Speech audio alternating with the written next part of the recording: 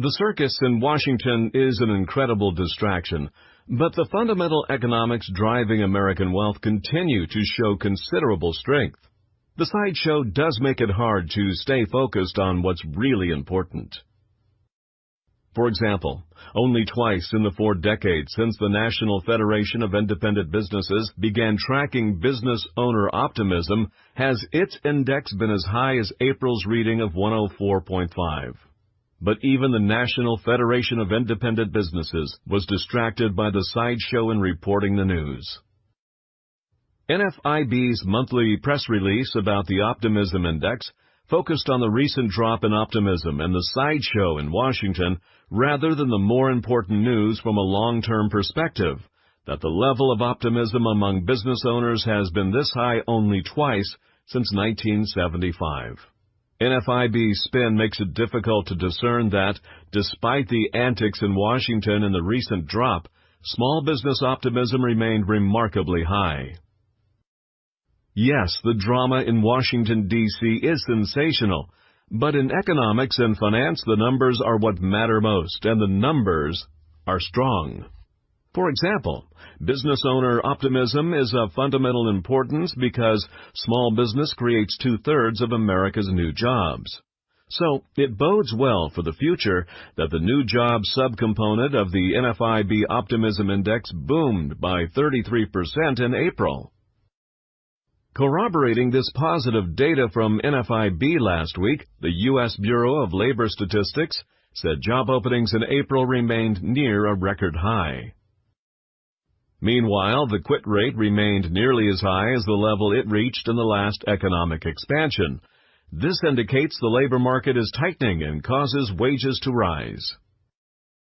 An excellent gauge of the fundamental condition of the economy, and one that is less susceptible to distractions, is the consensus forecast of economists.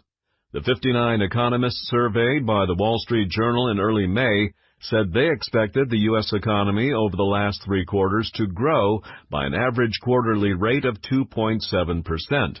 That's an upward revision from the 2.6% estimate that came in a month earlier. What's more significant, the growth rate expected in the second quarter was revised upward to 3.1% from 2.8% just a month earlier.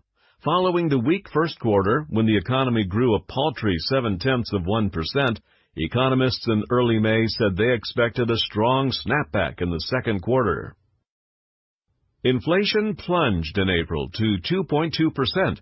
The inflation rate had surged in recent months, and the Federal Reserve Chair Janet Yellen said in public pronouncements that she was not alarmed and expected inflation would ease. She was right. With the credibility of political leaders being questioned, the steady leadership of the nation's central bank has been reassuring, and this is a fundamental strength of the U.S. economy. What remains most important to your long-term wealth are U.S. economic fundamentals, and those remain very positive. About 85% of companies in the Standard & Poor's 500 stock index have reported their earnings for the first quarter of 2017. Their profits were much stronger than expected, and earnings are what drive stock prices. Despite the sideshow in the nation's capital, America's largest publicly held companies dropped by just 1/3%, and the S&P 500 remained near its all-time high. The stock market could suffer a correction of 10 or 15% any time, but investors have discounted the circus in Washington and remain focused on the long-term strength of the U.S. economy. That's probably the most important fundamental driving your wealth and family finances, and is the best news of all.